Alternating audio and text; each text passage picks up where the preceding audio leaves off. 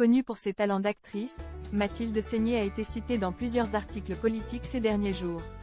Elle a donc décidé de porter plainte. Née en 1968, Mathilde Seigner a désormais une très belle carrière à son actif.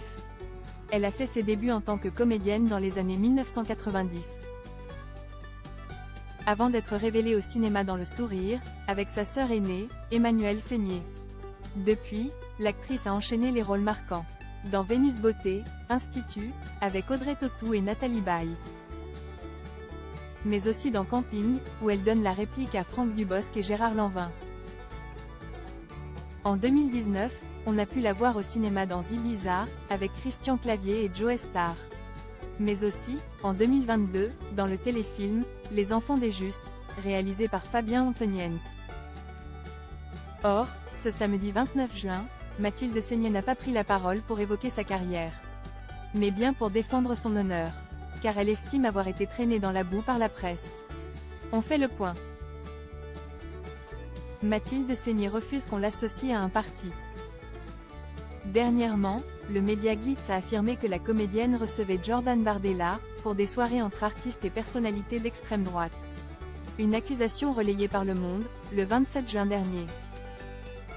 Faut-il croire que Mathilde Seigner deviendra la muse d'un gouvernement mené par un Premier ministre RN? L'actrice nie en bloc, via un communiqué mis en ligne ce 29 juin au soir, via Instagram.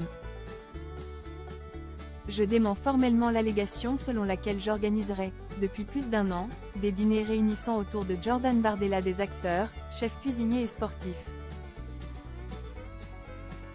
Elle considère qu'on tente de ternir son image, de façon injuste. Il est insupportable d'être instrumentalisé politiquement. Je n'appartiens et ne soutiens aucun courant politique. Mathilde Seigner en veut beaucoup aux médias qui ont donné du crédit à cette affaire. Elle a donc décidé de frapper fort, en attaquant 2 journaux en justice. Il est insupportable que des journalistes assènent de tels mensonges, sans même prendre la peine de me contacter, ni de vérifier leurs sources. Mon avocate va instamment porter plainte en diffamation publique contre les articles de presse publiés dans Glitz et dans Le Monde. Si la comédienne se dit aujourd'hui apolitique, elle a partagé ses opinions ces derniers mois. Se déclarant « anard de droite ».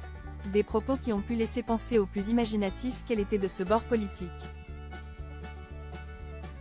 Moi je m'en fous de ce qu'il faut dire parce que de toute façon j'ai été élevée dans une famille avec des idées de droite et la gauche n'a pas le monopole du cœur. Et si je dois plus travailler parce que j'ai dit un jour que j'étais plutôt de droite? Avait-elle lâché le 22 décembre 2023 sur Europe 1.